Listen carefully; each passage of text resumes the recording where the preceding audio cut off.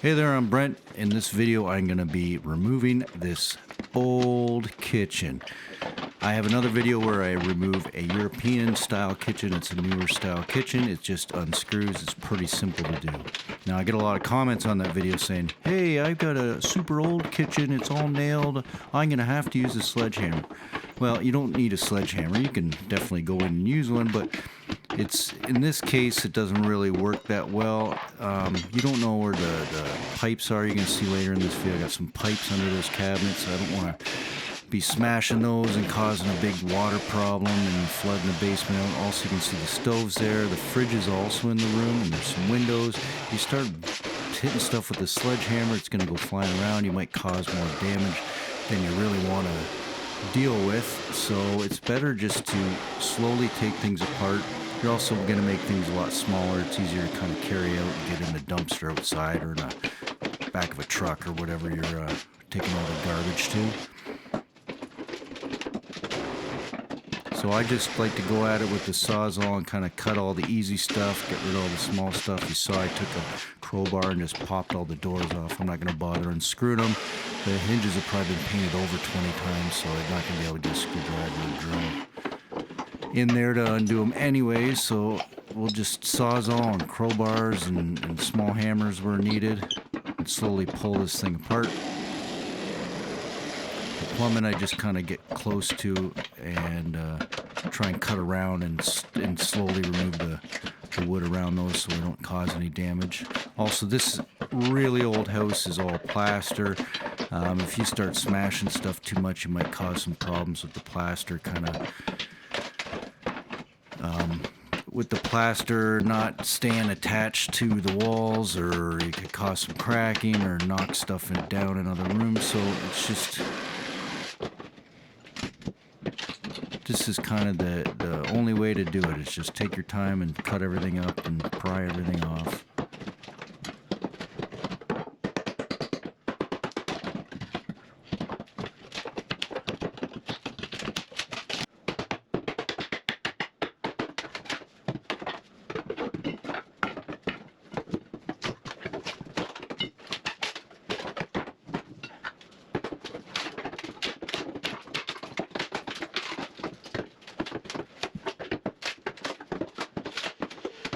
You can see the pipes exposed down there now. If you were hitting everything with the sledgehammer or cutting a little bit too crazy with the Sawzall, you could definitely hit those, and I'd be running around trying to find the water shut off and cleaning stuff up.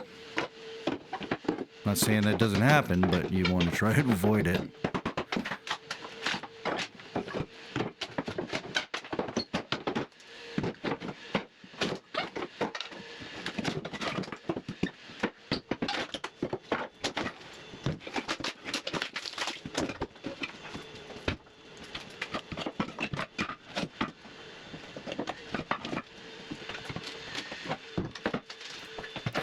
Getting to work here on the upper cabinets. Same thing, I'm just going to pop all the doors off and start sawzalling things.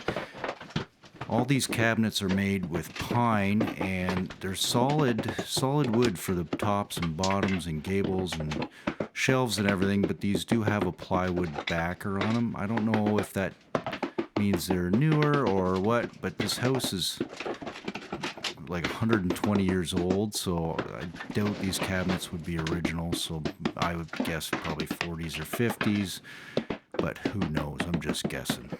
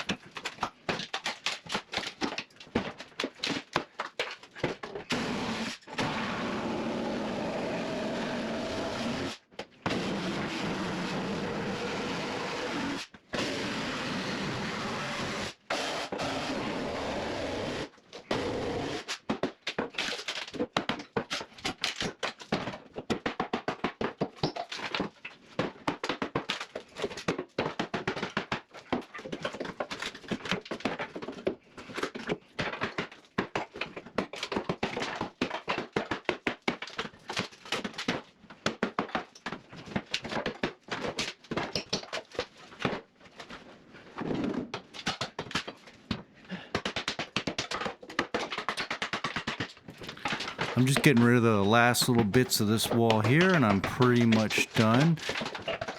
If you like this video, please hit the like button. Please subscribe if you haven't already. And we will see you on the next one very soon. Thank you very much.